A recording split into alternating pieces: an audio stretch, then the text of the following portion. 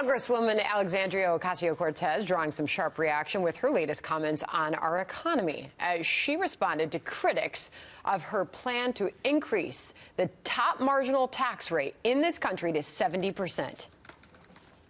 I do think a system that allows billionaires to exist when there are parts of Alabama where people are still getting ringworm because they don't have access to public health is wrong.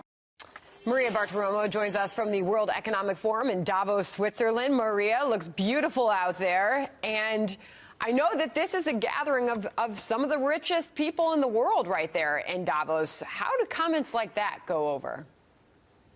Well, I think you make a good point because you've got a lot of wealth here. But the truth is people look at that and say, what is that going to do to the economy if you make it so economically difficult for the highest earners? Let me just point out that according to the Tax Foundation, the top 10% of earners already pay almost 80% of all taxes. So you already have the highest earners paying their fair share, if you will. But, you know, this comment reminds me of something that Mayor de Blasio said about a week ago, and that was he told the gathering, look, there's a lot of money in this city. It's just in the wrong hands. Well, what exactly is the wrong hands? Is the wrong hands Ken Langone, the billionaire who just gave $100 million to NYU Medical School so that NYU could give out free medical school educations? Or maybe it's in Steve Schwarzman's hands, who just gave hundreds of millions of dollars to the New York Public Library so that people could have access to new technology in the library.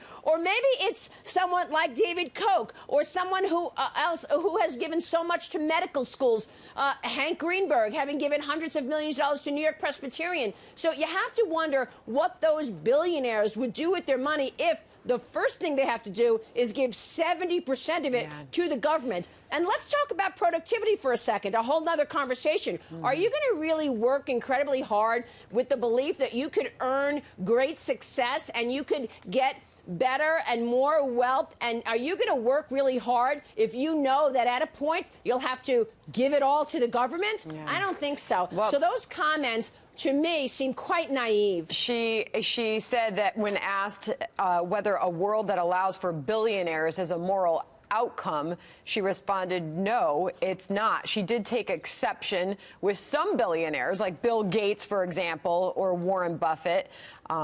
She did not say that they are immoral.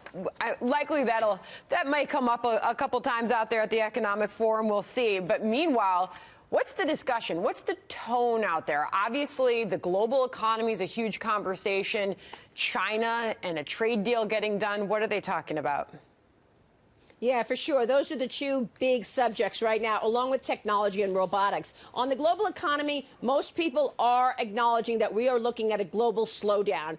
The U.S. is best positioned, no doubt about it, given the tax cut plan and the boost to growth that we saw last year. But overall, a year ago, we were talking about a synchronized global growth story. Now we're pretty much talking about a synchronized global slowdown. Some economies worse off than others. But let's not forget, even though China's economy just slowed to 6%, I think any economy in the world would love to see 6% economic growth. So I'm not saying that this is, you know, a catastrophe. Yes, we're coming down from higher levels, but I don't think people are predicting a recession, certainly not this year. China, people want to see a deal done. It looks like both countries really need to see a deal done. I expect something to be agreed upon, particularly China opening up its market, Sandra. President Trump certainly wants the world to know things are booming here. He's tweeting about manufacturing this morning, among other things. Maria, we'll check back in with you out there in Davos, Switzerland. Thank you.